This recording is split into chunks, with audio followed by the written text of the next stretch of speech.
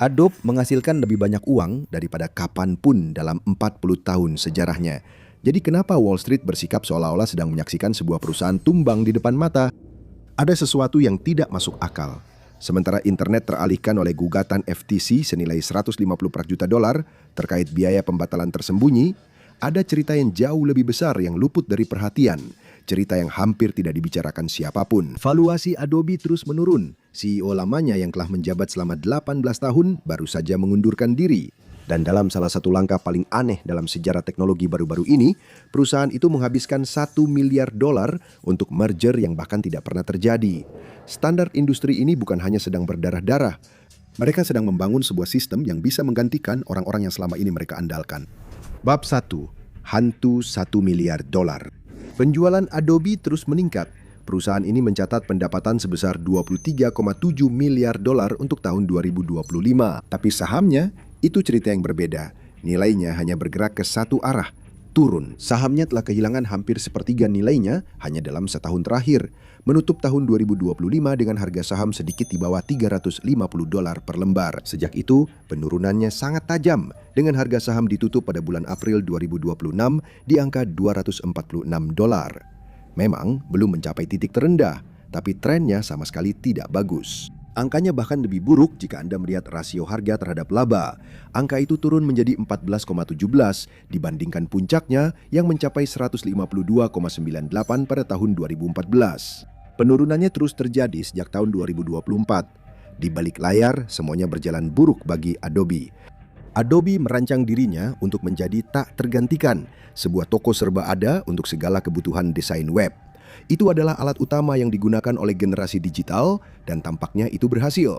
Pada puncak jumlah penggunanya saat ini, Adobe membanggakan lebih dari 850 juta pengguna aktif. Hanya ada satu masalah, mereka tidak puas. Hanya sedikit orang yang puas. Selama setahun terakhir, Adobe terus menghadapi satu kabar buruk demi kabar buruk lainnya. Mereka terpaksa membayar uang penyelesaian yang sangat memberatkan kepada pemerintah setelah praktek menipu mereka terungkap. Merger besar mereka dengan Figma dibatalkan pada detik terakhir, membuat Adobe harus membayar biaya pembatalan yang sangat besar. Dengan munculnya pesaing baru yang menawarkan produk alternatif yang lebih mudah digunakan, jelas ada sesuatu yang perlu diubah. Adobe harus berinovasi dari dalam daripada hanya membeli pesaing. Namun mereka justru melakukan pemangkasan. Tanda utama akan datangnya bencana bagi Adobe muncul dari pengunduran diri CEO Shantanu Narayen yang telah memimpin sejak tahun 2007. Dialah orang yang mengubah perusahaan menjadi raksasa seperti sekarang. Dia juga yang membuat setiap keputusan yang akhirnya menjatuhkan perusahaan itu. Namun semakin banyak pengamat dan pelanggan Adobe yang mengatakan bahwa pergantian pimpinan tidak akan memperbaiki masalah yang ada. Bisakah Adobe membalikan keadaan? Atau apakah seluruh model bisnis Adobe memang bermasalah? Apakah Adobe memiliki pelanggan setia seperti perusahaan teknologi lainnya? Atau justru para sandera yang akhirnya bisa keluar? Bab 2. Perangkap utang langganan. Adobe adalah pelopor dalam dunia perangkat lunak, tetapi model yang dikembangkannya tidak hanya menyebabkan kejatuhannya sendiri, melainkan juga menempatkan seluruh internet di jalur kemunduran. Kebanyakan orang tidak hanya membeli satu produk Adobe, mereka membeli seluruh ekosistemnya. Pilihan yang paling populer adalah Adobe Creative Cloud All Apps Plan yang memberikan Anda alat seperti Photoshop, Illustrator, Premiere Pro, dan InDesign. Pada dasarnya, semua yang Anda butuhkan untuk membuat apapun. Tapi dulu tidak selalu seperti itu.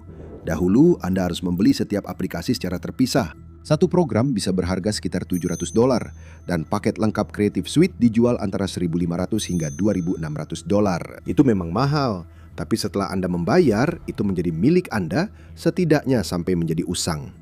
Sekarang Adobe tahu cara membuat Anda terus membayar. Selamat datang di Software as a Service atau SaaS. Ini adalah impian yang menjadi kenyataan bagi penyedia internet dan mimpi buruk terburuk bagi pembeli. Seiring semuanya beralih ke online, perangkat lunak juga mulai berubah dan Adobe mengikuti perubahan itu. Alih-alih menjual produk sekali saja, mereka mengubahnya menjadi langganan. Saat ini pelanggan Adobe mendaftar di situs web dan memilih paket yang sesuai untuk mereka.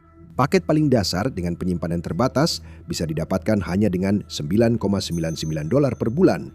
Tetapi untuk pengguna berat atau profesional, paket kapasitas tertinggi dengan fitur terbaik akan dikenakan biaya antara $70 hingga $105 per bulan. Dan Anda akan membayar itu selamanya, selama mereka tidak menaikkan harganya. Tidak sulit untuk melihat mengapa ini dianggap sebagai kemenangan bagi perusahaan. Mereka tidak lagi perlu fokus untuk menarik pembeli baru setiap bulan. Sebagai gantinya, mereka telah membangun basis pendapatan pasif, di mana orang yang sama membayar mereka setiap bulan.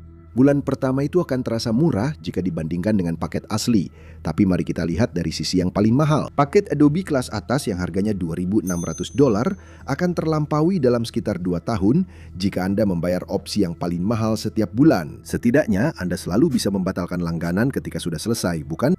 Model langganan seperti ini paling menguntungkan bagi perusahaan karena orang-orang biasanya akan lupa dengan pembayaran kecil setiap bulan kecuali jika keuangan mereka benar-benar sangat ketat. Ini adalah salah satu sumber pendapatan utama bagi layanan streaming. Orang-orang tetap membiarkannya begitu saja daripada repot-repot membatalkan. Namun dalam kasus paket langganan yang lebih mahal di mana jumlah uangnya terasa, lebih banyak orang mungkin akan cenderung membatalkan jika mereka sudah tidak menggunakan atau tidak menyukai layanan tersebut lagi. Yaitu jika mereka bisa mencari tahu caranya. Adobe bukan satu-satunya perusahaan yang menjalankan SaaS, tapi merekalah yang paling banyak mendapat masalah karena model bisnisnya. Pada bulan Juni 2024, Departemen Kehakiman mengajukan gugatan terhadap Adobe atas praktik eksploitatif yang pada dasarnya mengunci pelanggan dalam sebuah langganan. Keluhan utama berpusat pada langganan tahunan berbayar bulanan yang populer, yang memiliki biaya pembatalan dini yang besar dan bisa membuat pelanggan harus membayar ratusan dolar jika mereka mencoba membatalkan langganan tahunan tersebut. Bukan hanya perusahaan tidak terbuka mengenai hal ini, tetapi mereka juga menetapkan langganan tersebut sebagai pilihan default, hanya menampilkan biaya bulanan saja. Banyak orang mendaftar dan kemudian mendapat kejutan yang tidak menyenangkan. Seperti banyak layanan berlangganan lainnya, Adobe tidak mempermudah pembatalan. Tulisan kecilnya tersembunyi dan tombol pembatalan tidak benar-benar terlihat jelas. Mematikan perpanjangan otomatis juga bukan pilihan yang sebenarnya. Jadi jika Anda ingin membatalkan setelah 1 tahun, Anda harus melakukannya dengan waktu yang sangat tepat. Jika membatalkan terlalu awal, Anda akan dikenakan biaya. Jika membatalkan terlalu terlambat, langganan Anda akan otomatis diperpanjang 1 tahun lagi dan seluruh siklusnya dimulai lagi. Pemerintah benar-benar memojokkan Adobe. Mereka berpendapat bahwa perusahaan melanggar Undang-Undang Perlindungan Konsumen dengan membuat proses pembatalan sangat sulit. Mereka yang mencoba membatalkan harus menghadapi serangkaian langkah yang membingungkan, penawaran yang tidak diminta, dan peringatan yang menakutkan.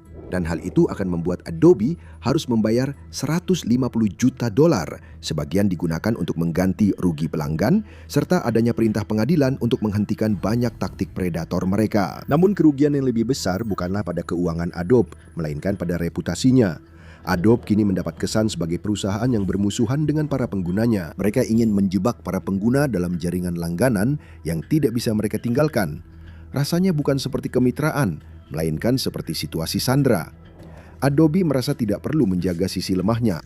Adobe adalah sosok dominan dalam dunia desain web dan sudah seperti itu selama lebih dari 1 dekade. Perusahaan ini bukan sekedar nama yang dikenal banyak orang. Photoshop sudah identik dengan layanan mereka, sampai-sampai namanya digunakan secara bergantian dengan istilah umum. Kebanyakan orang bahkan tidak tahu tentang para pesaingnya, dan perusahaan telah mengunci para penggunanya dalam sebuah siklus yang tidak mereka harapkan akan terputus dalam waktu dekat. Namun, ada pesaing baru di luar sana yang tampilannya jauh lebih ramah. Bab 3, pemberontakan Canva. Canva, sebuah perusahaan perangkat lunak yang berbasis di Australia, diluncurkan pada tahun 2013. Dalam beberapa hal, Canva tampak sangat mirip dengan Adobe sejak awal. Sementara Adobe fokus pada pengguna tingkat tinggi dengan penekanan pada para profesional, Canva didasarkan pada model browser yang sederhana. Mereka yang mencobanya tidak merasa seperti sedang mencoba memecahkan masalah yang rumit. Mereka hanya merasa seperti sedang bersenang-senang. Dan benar saja, orang-orang menyukai hal itu. Ketika Canva diluncurkan, perusahaan itu dengan sangat cepat mendapatkan investasi besar dari para pemodal Ventura di seluruh dunia. Hanya dalam tahun pertamanya saja, Canva berhasil mendapatkan 750.000 pengguna. Tetapi sebagian besar dari mereka bukanlah pelanggan yang membayar. Itu karena Canva mengambil risiko besar yang tidak pernah diambil oleh Adobe. Canva beroperasi dengan model freemium. Sementara Adobe awalnya berupa paket mahal sekali beli, lalu berubah menjadi layanan berlangganan, Canva hanyalah sebuah situs web. Kamu bisa mengunjungi halaman tersebut, mengakses template dasar, dan mendapatkan apa yang kamu butuhkan dalam batas tertentu. Tapi jika kamu membutuhkan lebih, Canva punya penawaran untukmu. Canva Pro adalah penawaran yang jauh lebih murah dibandingkan Adobe menawarkan paket terbaik mereka seharga $15 per bulan atau $120 per tahun. Canva mencapai titik keuntungan untuk pertama kalinya pada tahun 2017 dan terus berkembang sejak saat itu. Pada tahun 2026, ada 260 juta pengguna aktif bulanan di Canva dan 31 juta diantaranya adalah pelanggan berbayar. Pengguna mengatakan sistemnya lebih intuitif daripada milik Adobe dan pengguna kasual dengan cepat menjadi pengguna setia seiring situs ini semakin populer. Dan akhirnya Adobe pun panik dan itu menyebabkan salah satu kesalahan terbesar mereka. Karena merasa perlu bersaing di pasar desain web kasual, Adobe mencoba mengakuisisi pesaing lain, Figma. Itu adalah perusahaan desain web independen yang memiliki model bisnis serupa dengan Canva. Adobe telah membuat penawaran berani sebesar $20 miliar dalam bentuk tunai dan saham untuk perusahaan tersebut, dengan janji kepada pengguna bahwa Figma akan tetap memiliki tingkat independensi. Mereka berharap hal ini dapat menggantikan kehilangan pengguna ke pesaing seperti Canva, tetapi banyak ahli teknologi telah melihat merger seperti ini sebelumnya dan jarang sekali berhasil untuk perusahaan yang lebih kecil. Skeptisisme itu berubah menjadi kejatuhan. Pada tahun 2022, saat proses merger berjalan, saham Adobe turun sekitar 17%. Para investor sudah merasa khawatir tentang seberapa banyak utang yang harus ditanggung. Lalu regulator pun turun tangan. Departemen Kehakiman dan Komisi Eropa sama-sama meluncurkan investigasi anti-monopoli. Yang terjadi selanjutnya adalah lebih dari setahun tarik ulur dengan skeptisisme yang semakin besar terhadap kesepakatan tersebut dan strategi Adobe secara keseluruhan.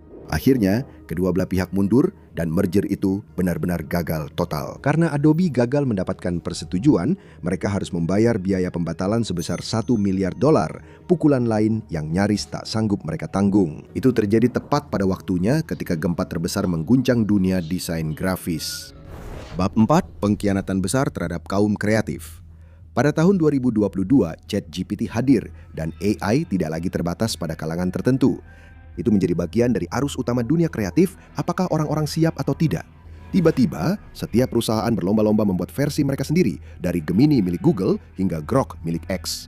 Semua orang berusaha tetap dalam persaingan dan tidak butuh waktu lama sebelum Adobe ikut ambil bagian. Namun, cara mereka melakukannya yang mengundang banyak tanda tanya. Selama hampir 2 dekade, para pengguna Adobe membuat segalanya di dalam ekosistem tersebut. Mereka mengedit karya mereka dengan perangkat Adobe, lalu mengunggahnya ke cloud untuk disimpan atau dibagikan. Dan seiring waktu, konten itu tidak lagi hanya berada di perangkat mereka. Konten itu tersimpan di server Adobe dan menjadi milik mereka.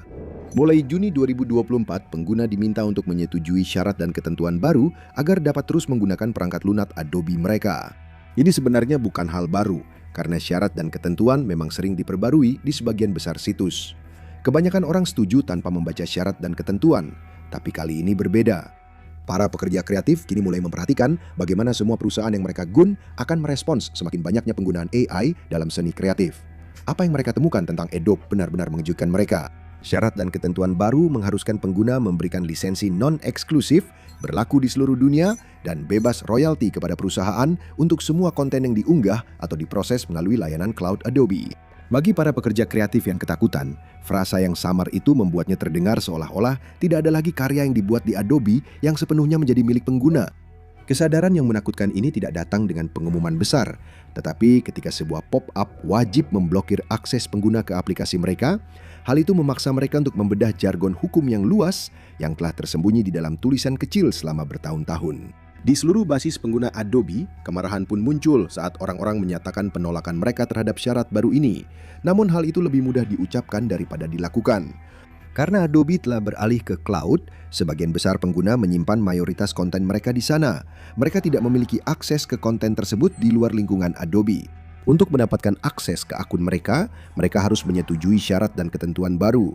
Banyak laporan bermunculan tentang orang-orang yang tidak bisa mengakses dokumen penting mereka sampai mereka menyetujui syarat dan ketentuan baru itu. Dan sebagian besar memang melakukannya, tetapi reaksi keras tersebut membuat Adobe akhirnya memperjelas bahwa mereka tidak akan melatih alat AI mereka menggunakan data pengguna. Namun hal itu tidak banyak membantu memperbaiki reputasi Adobe di mata para pengguna. Banyak orang bertanya-tanya, apakah ini masih merupakan alat kreatif sebagai fungsi utamanya atau justru sudah menjadi operasi penambangan data? Apakah para pengguna sedang melakukan desain web atau justru memberikan akses kepada perusahaan teknologi besar terhadap portofolio profesional dan dokumen rahasia mereka karena eksperimen AI milik Adobe baru saja dimulai. Bab 5. Firefly, Raja Kanibal. Alat yang membuat semua orang gugup adalah Adobe Firefly, model AI generatif milik perusahaan itu sendiri. Seperti semua AI terkenal lainnya, produk milik Adobe ini disesuaikan untuk basis penggunanya. Itu berarti, pada dasarnya, ini adalah cara untuk mengotomatisasi semua pekerjaan kasar dalam desain grafis. Alat ini dapat membantu pengguna dalam membuat materi gambar dari teks maupun video dari teks, serta membuat sulih suara sendiri, mengubah gambar menjadi video, dan menambahkan efek suara ke video dan presentasi. Alat ini berusaha menggantikan peran Adobe yang semula membantu dalam tugas-tugas tersebut dan mengotomatiskannya sepenuhnya, sehingga pekerjaan itu tidak lagi dilakukan secara manual di seluruh sistem Adobe. Tapi apakah ini ide yang bagus? Atau justru kesalahpahaman besar terhadap seluruh model bisnis mereka? Di permukaan, Adobe Firefly tampak sukses dengan lebih dari 13 miliar gambar yang dihasilkan sejak diperkenalkan pada tahun 2023. Itu adalah angka yang mencengangkan yang menurut para kritikus AI mungkin bukan hal yang baik. Gambar-gambar tersebut dibuat melalui pelatihan menggunakan gambar-gambar yang sudah ada, dan dampak lingkungan dari kebutuhan industri AI terhadap listrik dan air membuat banyak orang khawatir. Banyak penggemar Adobe berharap perusahaan tersebut tidak ikut terjun ke dunia AI sama sekali. Tapi hal itu tampaknya tidak mungkin karena perusahaan-perusahaan bersaing untuk mendapatkan keunggulan di dunia baru ini. Jadi bagaimana Firefly belajar membuat gambar? Firefly dilatih menggunakan jutaan gambar dari perpustakaan stok milik Adobe sendiri, karya nyata yang dikirimkan oleh para kreator sungguhan selama bertahun-tahun. Itu berarti Firefly didasarkan pada campuran besar dari perpustakaan stok komersial Adobe, konten berlisensi terbuka, dan karya domain publik. Dalam praktiknya, Adobe sedang membangun sebuah alat yang dapat melakukan banyak pekerjaan berat untuk para penggunanya. Namun, para pengguna tersebut bukanlah pemula. Mereka menggunakan alat tersebut untuk pekerjaan desain grafis tingkat tinggi yang seringkali memiliki kurva pembelajaran yang curam. Adobe mengkhususkan diri pada pengguna yang berbakat dan berpengalaman, dan mereka bersedia membayar mahal untuk yang terbaik dari yang terbaik, yang berarti Adobe mungkin sedang memotong kakinya sendiri. Saat ini, Adobe Firefly tampaknya berhasil menjangkau pasar sasarannya sebagai satu-satunya alat AI yang secara khusus dirancang untuk pengguna yang berfokus pada desain grafis. Namun, para pesaingnya terus berkembang, terutama Gemini yang kini mulai mengalihkan fokusnya ke pengguna profesional. Adobe adalah salah satu yang pertama mengubah keterampilan kreatif menjadi layanan berlangganan, tetapi mereka bukan yang terakhir. Seiring semakin mudahnya membuat desain, video, dan presentasi berkualitas tinggi hanya dengan sebuah perintah atau klik, para penggunanya akan menghadapi pertanyaan yang lebih sulit. Untuk apa kita masih membutuhkan Adobe? Saat ini, Adobe adalah perangkat lunak desain web kelas atas, dengan pengguna individu dan organisasi yang membayar harga premium untuk mengakses alat-alatnya. Namun, posisi itu mulai goyah ketika semakin banyak orang beralih ke alternatif berbasis AI yang lebih cepat, seringkali dengan biaya jauh lebih murah. Dan begitu Adobe tidak lagi dianggap sebagai pilihan terbaik, ia berisiko menjadi sesuatu yang berbeda di mata para penggunanya. Tak lebih dari sekadar alat pengumpul data, dan tak ada lagi yang mau membayar $600 untuk Photoshop, dan Wall Street pun menyadarinya. Bab 6. Pivot terakhir. Harga saham Adobe tidak terlihat seperti perusahaan yang sedang diambang kehancuran. Sebagai perusahaan teknologi dengan harga saham sekitar $245 per lembar, tidak ada yang mengira perusahaan ini akan bangkrut dalam waktu dekat. Tapi angka-angka itu terlihat jauh lebih buruk ketika Anda melihat perbandingan 5 tahunnya. Perusahaan ini pernah mencapai puncaknya di atas $688 per lembar saham. Itu adalah penurunan tajam sebesar 64,4% hingga ke kondisi saat ini. Sahamnya anjlok tajam pada tahun 2022 ketika penggabungan diumumkan dan sempat pulih di tahun 2023 berkat ledakan AI. Tapi sekarang penurunannya seolah tak ada habisnya dan nilainya sudah turun lebih dari setengah hanya dalam setahun terakhir. Dan ketika para hiu Wall Street mencium darah, keadaan jarang membaik. Keuntungan Adobe tinggi karena mereka menemukan produk-produk baru untuk dijual kepada pelanggannya. Tapi model bisnisnya sepenuhnya didasarkan pada menjual hal-hal baru kepada pelanggan setianya, mengikat mereka dalam kontrak. Dan itu kadang-kadang membuat mereka bermasalah karena praktek bisnis yang curang. Industri yang ikut dibangun Adobe sekarang mulai merusak dirinya sendiri. Seiring AI mengambil alih lebih banyak proses kreatif, biaya alat tradisional mulai terasa semakin sulit untuk dibenarkan. Dan Adobe mungkin sedang menggali kuburannya sendiri. Langkah Adobe masuk ke AI membawa risiko nyata. Mereka bisa saja malah menjauhkan hal yang selama ini membuat mereka bertahan, yaitu para pengguna kreatifnya. Saat ini, Adobe sedang mengajarkan pelanggan yang sama untuk mengandalkan otomatisasi, menghasilkan karya berkualitas tinggi dengan usaha yang lebih sedikit, dan keterampilan tradisional yang juga semakin sedikit dalam prosesnya. Namun hal itu menciptakan ketergantungan yang aneh. Adobe membutuhkan para pengguna itu untuk tetap bertahan, bahkan ketika mereka melatih pengguna agar sadar bahwa mereka mungkin tidak membutuhkan Adobe sama sekali, terutama ketika ada alternatif yang lebih murah yang bisa memberikan hasil serupa. Tapi mungkin pelanggan bukan lagi intinya. Apakah Adobe masih benar-benar perusahaan kreatif? Banyak analis di dunia teknologi mengatakan tidak. Sebaliknya, seperti semua perusahaan yang berfokus pada AI, mereka sedang beralih ke model perangkat lunak bisnis ke bisnis atau B2B yang sangat dominan. Sementara pengguna tetap memiliki hak atas 13 miliar gambar yang dihasilkan AI tersebut.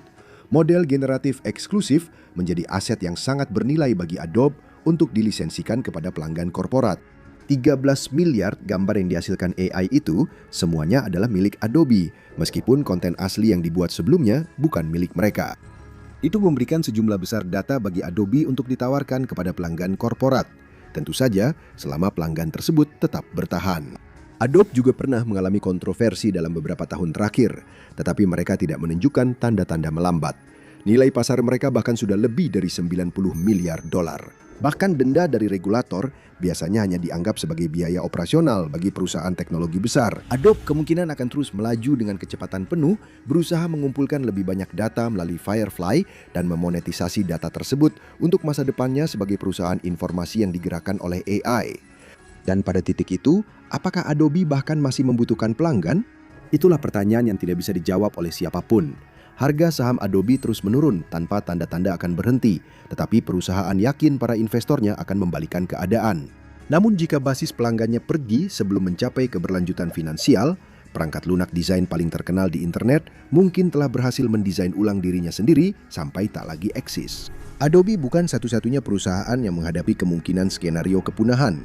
Lihatlah, AI sedang menghancurkan internet, kehancuran telah dimulai. Untuk semua detail yang menakutkan, atau tonton ini.